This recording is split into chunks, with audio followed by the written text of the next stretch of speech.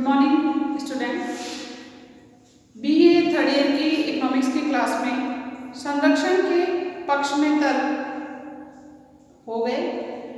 आज विपक्ष में तर्कों के बारे में अध्ययन किया जाएगा कि संरक्षण से क्या क्या हानि किसी भी देश की अर्थव्यवस्था को होती है या हो सकती है। पिछली क्लासों में या पिछली क्लास में संरक्षण के विपक्ष में तर्कों के अंतर्गत 2 पॉइंट अपने हो चुके।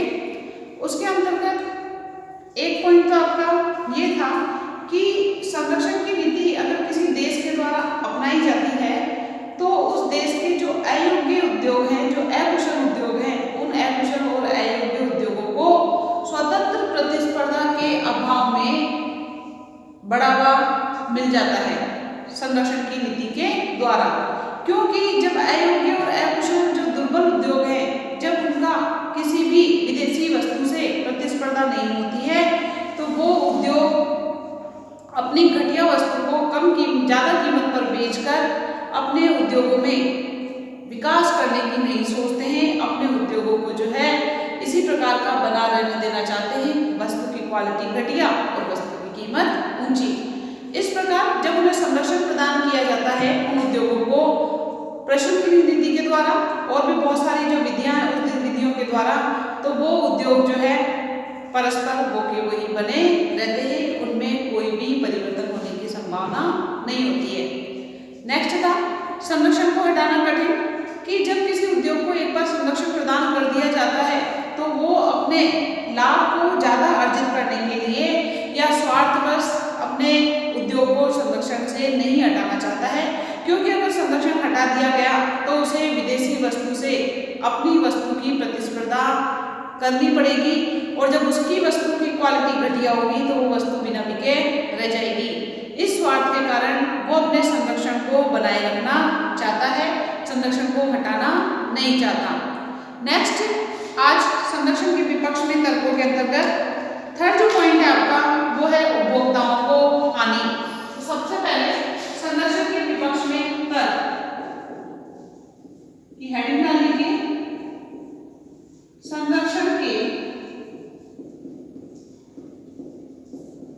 विपक्ष में तर्क को कंटिन्यू करते हुए थर्ड पॉइंट जो है आपका वो उपभोक्ताओं को हानि किस प्रकार से होती है उसके बारे में चर्चा की जाएगी। उपभोक्ताओं को हानि कि यदि संरक्षण की नीति अपनाई जाती है तो जो उपभोक्ता है उनको किस प्रकार की हानि होती है इसके बारे में देखेंगे।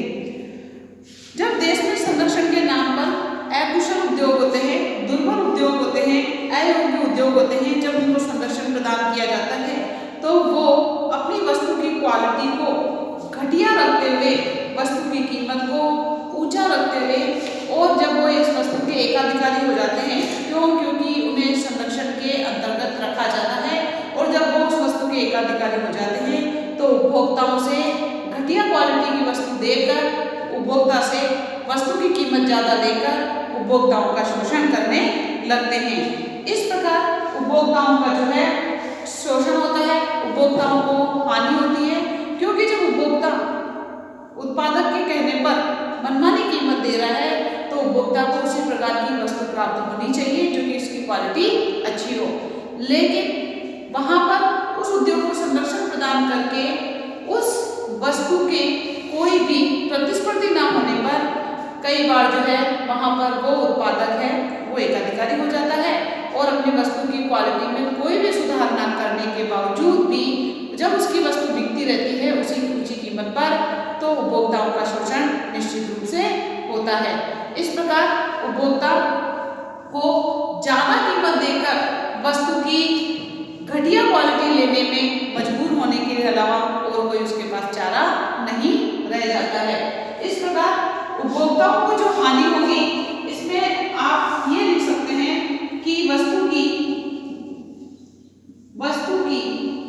क्वालिटी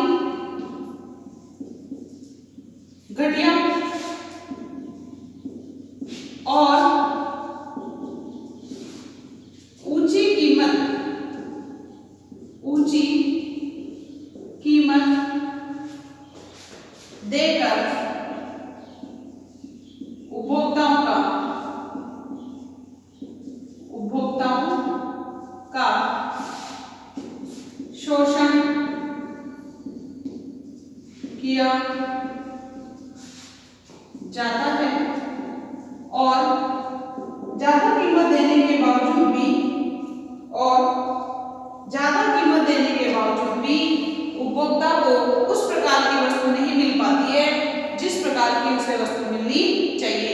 इस प्रकार उपभोक्ताओं का जो है शोषण होता है। उपभोक्ता ज्यादा कीमत देकर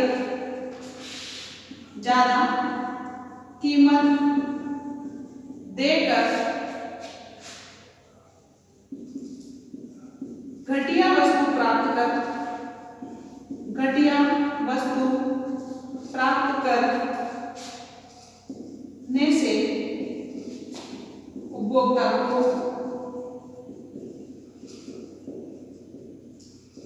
हानि होती है। उपभोक्ता को हानि होती है। इसके बाद नेक्स्ट जो संरक्षण के विपक्ष में तर्क आता है वो है आपका विदेशी व्यापार का संकुचन। 4 पॉइंट आगे, विदेशी व्यापार का संकुचन। संकुचन का मतलब क्या होता है? संकुचन का मतलब होता है कमी।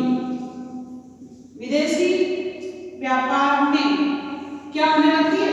कमी होने लगती है। अंतरराष्ट्रीय व्यापार कम होने लगता है जब हम संरक्षण की नीति को अपनाते हैं। तो संरक्षण के अंतर्गत विभिन्न उपायों के द्वारा हमारे देश के उद्योगों को विदेशी प्रतिस्पर्धा से बचाने के लिए जब हम इन पर आयात कर लगाते हैं तो वो वस्तु हमारे देश में आकर महंगी हो जाती है। और जब वो महंगी हो जाती है और जब हमारे द्वारा जिन वस्तुओं का निर्यात किया जाता है तो वो देश भी जो है हमारी वस्तु पर आयात कर लगाएंगे और हमारी वस्तु की जो कीमत है उसको महंगा कर देते हैं। इस प्रकार कुल अंतरराष्ट्रीय व्यापार में आयात और निर्यात जब कम हो जाते हैं, एक देश से दूसरे देश में जब वस्तुएं कम मात्रा में आनी और जाने लग जाती है तो विदेशी व्यापार का जो है उस विदेशी व्यापार की मात्रा में कमी होती है। और जब विदेशी व्यापार कम होगा तो निश्चित तौर पर प्रत्येक देश के लाभ की संभावनाएं भी कम हो जाती है। इस प्रकार संरक्षण की नीति अपनाकर विदेशी व्यापार में कमी हो जाती है। एक देश पर जब आप आयात कर लगाओगे तो दूसरा देश आपकी जो वस्तु विदेशों में जा रही है तो उस पर भी वो आयात कर लगाकर उसको महंगा कर देता है।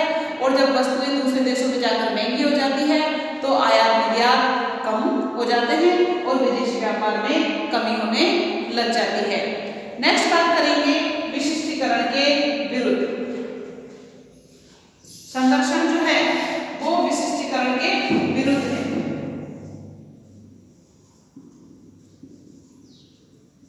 विशिष्टीकरण के विरुद्ध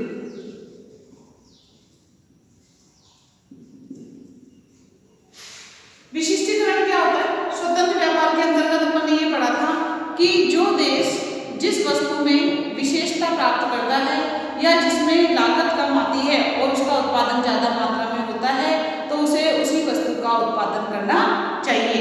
लेकिन इसकी बात करते हैं अपन संरक्षण की नीति की अगर बात की जाती है तो संरक्षण में जब आपने अपने घरेलू उद्योगों को विदेशी प्रतिस्पर्धा से बचाने के लिए हमने जब उस पर आयात कर लगा दिया तो वस्तु हमारे यहाँ पर आकर महंगी हो जाती है।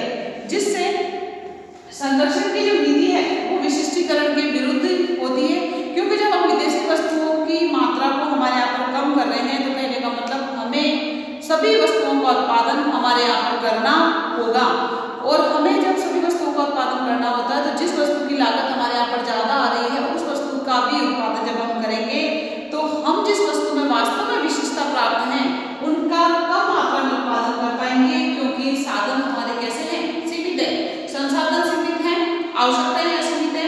जब हमारे सीमित संसाधनों का उपयोग सभी वस्तुओं के उत्पादन में लगा दिया जाएगा तो जिस वस्तु की हमें विशिष्टता प्राप्त या विशिष्टीकरण प्राप्त है उसका उत्पादन कम मात्रा में होगा। उसका उत्पादन कम मात्रा में होता है तो निर्यात भी कम किया जाएगा और जब निर्यात कम होगा तो हमें विदेशी मुद्रा भी कम अर्जित होगी।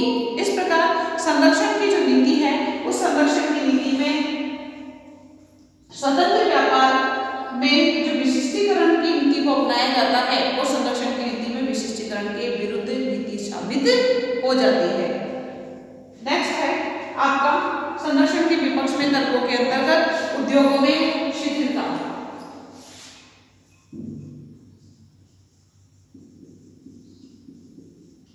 उद्योगों में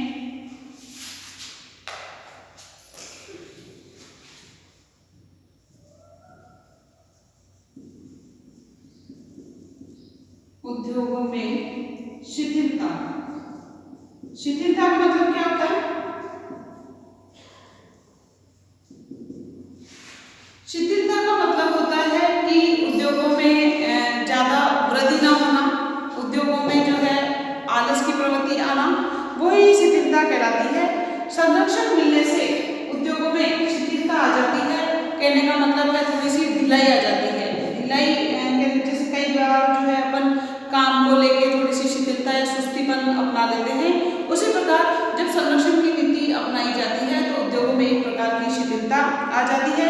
विदेशी प्रतियोगिता जब मेरे उद्योग में समाप्त हो जाएगी तो मैं अपनी वस्तु की क्वालिटी को अच्छा करने की कोशिश नहीं करूंगी, लागत को कम करने की कोशिश नहीं करूंगी, क्योंकि जब मेरी अच्छी घटिया क्वालिटी की वस्तु ऊंची कीमत पर बिक रही है तो मुझे नई नई अनुसंधान या नए नए खोजें करने की आवश्यकता नहीं है। और जब नए नए उद्योगों की जब अनुसंधान नहीं होंगे, नए नए उद्योगों की स्थापना नहीं होगी, नई नई खोजें नहीं होगी, तो उद्योगों में का विकास जो है होना रुक जाएगा, उद्योगों की प्रगति होना बंद हो जाता है। और जब उद्योगों की प्रगति नहीं होगी, उद्योगों का विकास नहीं होगा, तो उस उद्योगपति का, व्यक्ति का, देश का, समाज का विकास होना ऑटोमेटिकली रुक जाता है। इस प्रकार संरक्षण की नीति से उद्योगों में शिथिलता की स्थिति देखने को मिलती है, विदेशी प्रतिस्पर्धा समाप्त होने के कारण। इन सभी पॉइंट्स को आप नोट डाउन कर लीजिए या स्क्रीनशॉट ले लीजिए। आगे और पॉइंट्स के बारे में देखते हैं।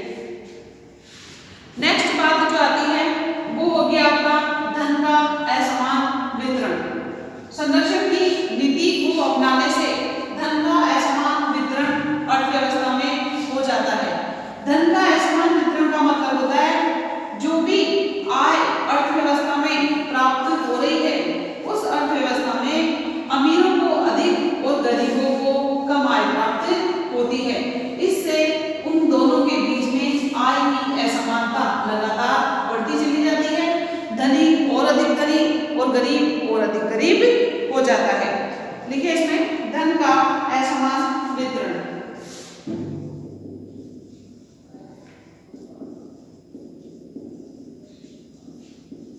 धन का असमान वितरण नाम से स्पष्ट है।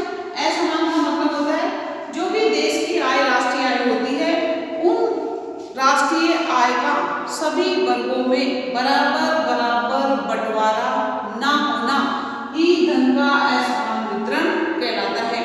कि जब अर्थव्यवस्था में संरक्षण प्रदान किया जाता है उद्योगपतियों को, उद्योगों को, तो वहां पर उनके लाभ के चांसेस ज्यादा हो जाते हैं, क्योंकि उन्हें विदेशी वस्तु की प्रतिस्पर्धा का सामना नहीं करना पड़ता है।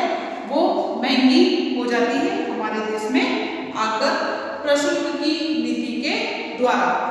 लेकिन जब आयात कर लगाया जाता है, विदेशी वस्तु पर जब आयात कर लगाया जाता है, तो वस्तु जब हमारे देश में बिकने के लिए आती है और हमारे उपभोक्ताओं के द्वारा कीमत ज्यादा होने पर भी उस वस्तु को खरीदा जाता है, तो उपभोक्ता की आय पर सीधा सीधा इफेक्ट पड़ता है।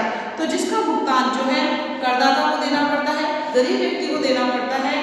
उद्योगपति तो लाभ कमाने के कारण जो है ज्यादा अमीर हो जाते हैं, और जो गरीब व्यक्ति है, जो कर की मात्रा बढ़ने के कारण और ज्यादा गरीब हो जाते हैं। इस प्रकार धनी और मध्यम वर्ग में आय की असमानता और ज्यादा बढ़ जाती है। इस प्रकार संरक्षण की नीति से धन के असमान वितरण की संभावनाएं भी काफी ज्यादा मात्रा में हो जाती है। इसके अंतर्गत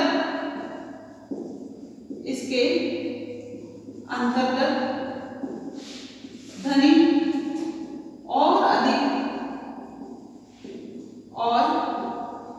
अधिक धनी हो जाता है,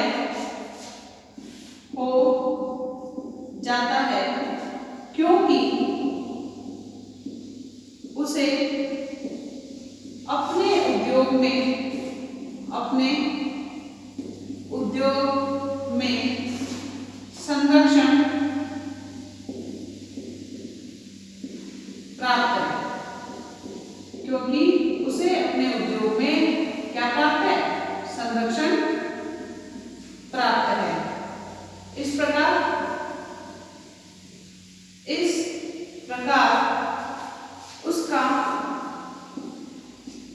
लाभ बढ़ जाता है और आयात कर लगने से विदेशी वस्तु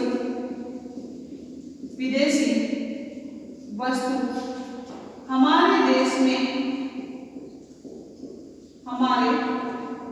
देश में महंगी हो जाती है, जिसके कर का भार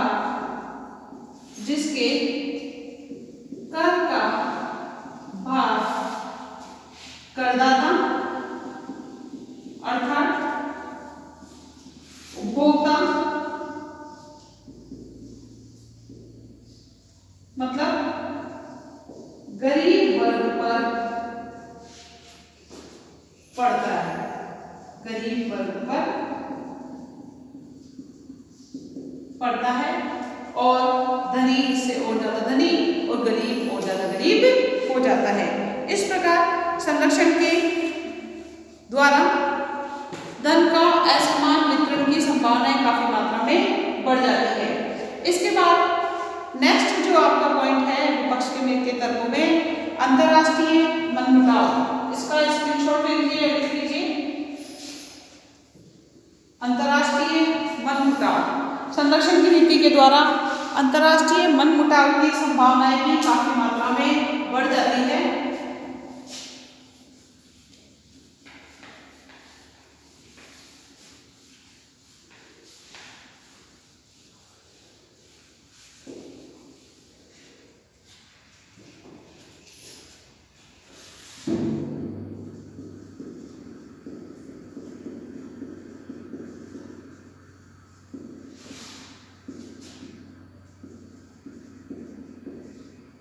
संरक्षण की नीति के अंतर्गत जब हम हमारे घरेलू उद्योगों को संरक्षण प्रदान करने की दृष्टि से विदेशी वस्तुओं पर आयात कर लगाकर महंगा करने की कोशिश करते हैं, तो दूसरा देश भी जो है उस बदले की भावना को उस आयात कर लगाने के कारण उस बदले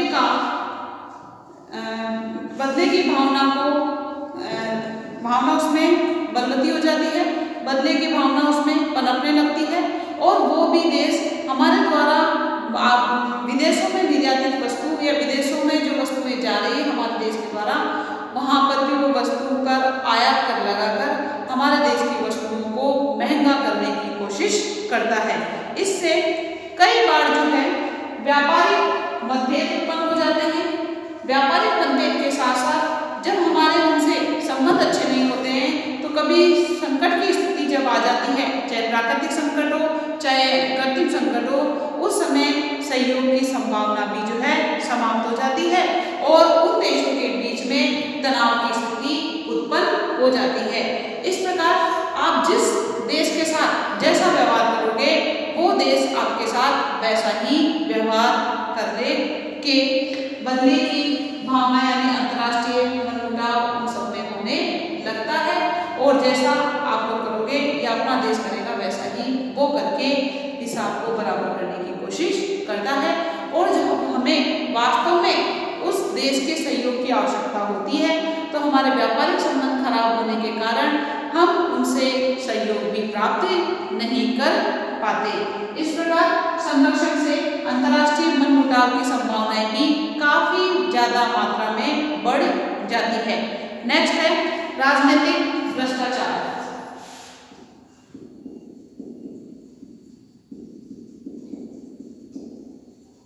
राजनीतिक भ्रष्टाचार हमारे देश के जो उद्योगपति हैं, जो व्यापारी हैं, संरक्षण की नीति के कारण जो कि ज्यादा मात्रा में लाभ कमा रहे थे, उस लाभ को बनाए रखने के लिए वो अधिकारियों को, राजनीतिज्ञों को, कर्मचारियों को जो है संरक्षण प्रदान करने के लिए रिश्वत देने की कोशिश करते हैं कि आप हमारे उद्योगों को संरक्षण की नीति के अंतर्गत रखो। और वो जो अधिकारी कर्मचारी जो राजनीतिज्ञ होते हैं उन्हें पैसा प्राप्त होने से वो उन उद्योगों को संरक्षण की नीति के अंतर्गत ही बनाए रखते हैं, जिससे राजनीतिक भ्रष्टाचार की संभावनाएं भी काफी मात्रा में हो जाती है। क्योंकि वो इतने सक्षम हो जाते हैं कि उन्हें अब संरक्षण की नीति की आवश्यकता नहीं है, लेकिन वो रिश्वत का लालच देकर अपने उद्योगों को संरक्षण में बनाए रखने की कोशिश करते हैं। इस प्रकार देश के अंदर राजनीतिक भ्रष्टाचार की संभावनाएं भी काफी मात्रा में बढ़ने की होती है। इस प्रकार संरक्षण के विपक्ष में राजनीतिक भ्रष्टाचार की संभावना एक देश के अंदर होने का चांसेस ज्यादा रहते हैं। नेक्स्ट है आपका एकाधिकारी संघों की स्थापना। एकाधिकारी संघों की स्थापना की संरक्षण के अंतर्गत या संरक्षण की नीति अपनाने से कई बार हमारे देश के उद्योगपति या जो व्यापारी हैं वो बहुत सारी वस्तुओं में एकाधिकारी हो जाते हैं। और एकाधिकारी विदेशी प्रतियोगिता के समाप्त होने के कारण होते हैं, क्योंकि उन्हें उन उद्योगों को संरक्षण प्रदान किया जाता है। फलस्वरूप एकाधिकारी होने से वो कभी कभी मनमानी कीमत लेकर, खराब वस्तु देकर ज्यादा लाभ कमाकर उपभोक्ताओं का शोषण करने लग जाते हैं। इस प्रकार जब संरक्षण की नीति अपनाई जाती है उस उद्योग में, तो कई बार ऐसी वस्तुओं से में एकाधिकारी संघों की स्थापना होने के ज्यादा चांसेस भी रहते हैं। नेक्स्ट बात करते हैं सरकारी आय में कमी। सरकारी आय में कमी। जब संरक्षण की नीति अपनाई जाती है उद्योगों में, तो सरकारी आय में कमी के चांसेस देखो कैसे रहते हैं। इसके अंतर्गत प्रभाव को जब संरक्षण कर लगाए जाने पर सरकार की आय में कमी होने लग जाती है, क्योंकि जब हम ज्यादा मात्रा में प्रशुल्क लगाएंगे विदेशी वस्तुओं पर, तो वस्तु हमारे यहाँ पर ज्यादा मात्रा में महंगी हो जाती है, जिससे वो वस्तु बिक नहीं पाती है, विदेशी वस्तु बिक नहीं पाती है। और जब बिकेगी नहीं, उसकी मांग कम हो जाएगी, तो विदेशों से आने वाली वस्तुएं और कम हो जाएगी और हमें जो आयात कर के रूप में जो पैसा प्राप्त हो रहा था वो पैसा हमें प्राप्त नहीं होगा। इस प्रकार हमारे देश की सरकार की आय में भी कमी होने लग जाती है। और जब सरकार की आय कम होगी तो सरकार उस प्रकार से अपने देश के लोगों पर या अपने देश की जनता के कल्याण पर पैसा खर्च नहीं कर पाएगा। घाटे का बजट बना के करता है, लेकिन कितना ज्यादा घाटे का बजट बनाएगा, आय के अकॉर्डिंग ही तो व्यय किए जाते हैं। तो इस प्रकार अगर संरक्षण की नीति अपनाई जाएगी तो सरकार की आय में कमी होगी, सरकार की आय में कमी होगी तो सरकार का व्यय कम होगा, सरकार का व्यय कम होगा तो हमारे देश की जनता की कल्याण पर कार्य खर्च कम होगा, कल्याण पर पैसा कम खर्च होगा, तो हमारे देश की जो जनता है उनके रहन सहन का स्तर नहीं सुधर पाएगा। इस प्रकार संरक्षण की नीति में सरकारी आय में भी कमी की संभावना बढ़ती है। नेक्स्ट है देश के साधनों का दुरुपयोग। देश के साधनों का दुरुपयोग। देश के जो संसाधन हैं जो कि कैसे सीमित मात्रा में हैं, उनका संरक्षण की नीति के कारण कई बार जो है दुरुपयोग होने लगता है। कैसे? हमारे देश में कुछ उद्योगों को संरक्षण प्रदान है और कुछ उद्योगों को संरक्षण प्रदान नहीं है, ये संरक्षण प्राप्त नहीं है। ऐसी स्थिति में देश के जो साधन हैं वो संरक्षण प्राप्त उद्योगों की तरफ जाने लगते हैं। इससे देश के साधनों का दुरुपयोग होने लगता है, क्योंकि संरक्षण प्राप्त होने से उन उद्योगों में लाभ की संभावना ज्यादा मात्रा में बढ़ जाती है। फलस्वरूप वस्तु की मांग ज्यादा होती है, वस्तु की मांग ज्यादा होती है तो साधनों का यूज उन उद्योगों में ज्यादा मात्रा में किया जाने लगता है। तो कई बार जो है हमारे प्राकृतिक संसाधन धीरे धीरे खत्म होने के चांसेस पर आ जाते हैं।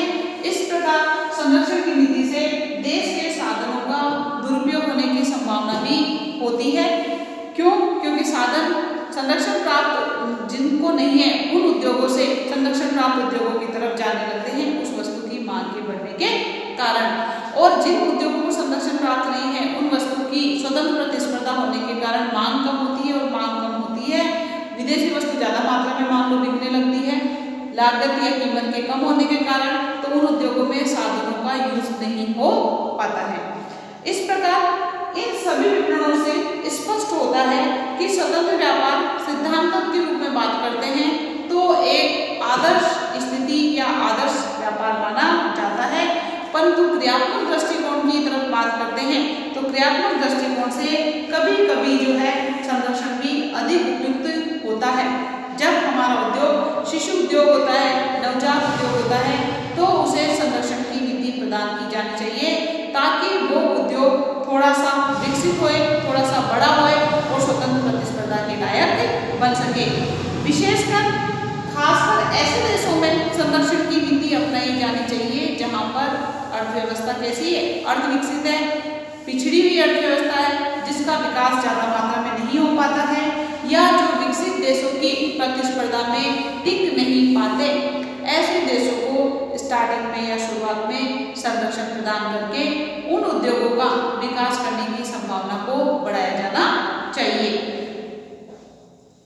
संरक्षण दिया जाना गलत नहीं है, लेकिन संरक्षण के दिए जाने में निम्न बातों का ध्यान रखा जाना चाहिए, जो कि 3 बातें इंपॉर्टेंट हैं।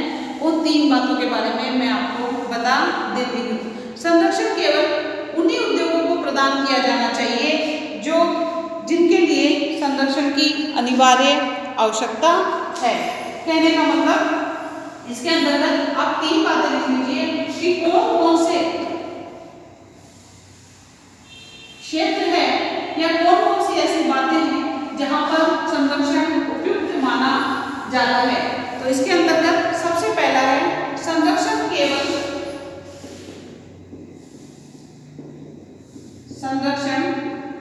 केवल उन्हीं उद्योगों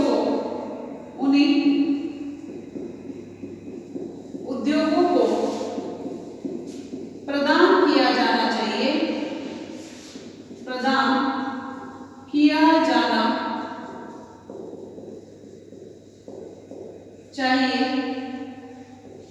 जिनके लिए संरक्षण अनिवार्य हो, जिनके लिए संरक्षण अनिवार्य हो, यानी ऐसे उद्योग जहां पर संरक्षण के बिना काम नहीं चल सकता उन उद्योगों को ही संरक्षण प्रदान किया जाना चाहिए। इसके अलावा जो संरक्षण के अभाव में पनप नहीं सकते, आप शॉर्ट में एक छोटी लाइन इसके आगे इसको संक्षिप्त करके भी लिख सकते हो, अर्थात जो संरक्षण के अभाव में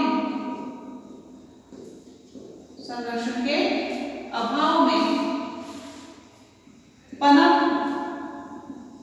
नहीं सकते या जिनका विकास नहीं हो सकता, अगर उद्योगों को संरक्षण प्रदान नहीं किया जाएगा तो उनका पतन होना निश्चित है, तभी उन्हें संरक्षण प्रदान किया जाना चाहिए। सबसे पहली बात तो ये आती है।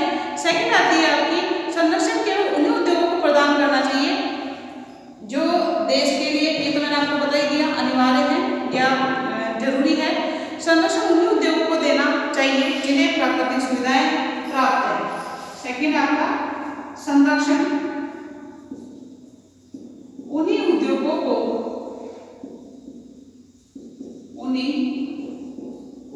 को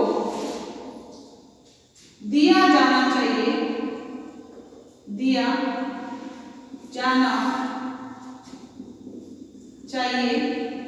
जिन्हें प्राकृतिक सुविधाएं प्राप्त हो, क्योंकि प्राकृतिक सुविधाएं भी अगर आप किसी दूसरे देश से लोगे तो आपके उद्योगों को संरक्षण प्रदान करना सही नहीं माना जाएगा।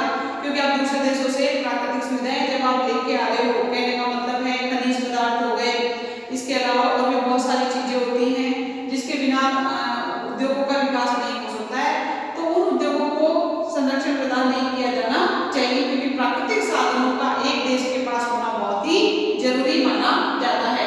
तो संरक्षण उन्हीं उद्योगों को दिया जाना चाहिए जिन्हें प्राकृतिक सुविधाएं प्राप्त हो, तभी उस उद्योग का विकास की संभावनाएं बढ़ सकती है। अगर बेसिक चीजें आपके उद्योगों में नहीं है या आपके देश के पास नहीं है, तो उसे संरक्षण प्राप्त करके विकास या उसको जो है विकसित नहीं किया जा सकता है। नेक्स्ट बात है, संरक्षण जो है अस्थायी होना चाहिए, स्थायी नहीं होना चाहिए कि आपको हमेशा के लिए जो है संरक्षण प्रदान किया गया है। कहने का मतलब है उद्योगों का समुचित विकास होते ही संरक्षण की नीति को हटा लेना चाहिए जब वो विदेशी प्रतिस्पर्धा या विदेशी वस्तुओं की प्रतिस्पर्धा करने के लायक हो जाए। तो थर्ड पॉइंट है आपका संरक्षण अस्थायी होना चाहिए। संरक्षण अस्थायी होना चाहिए।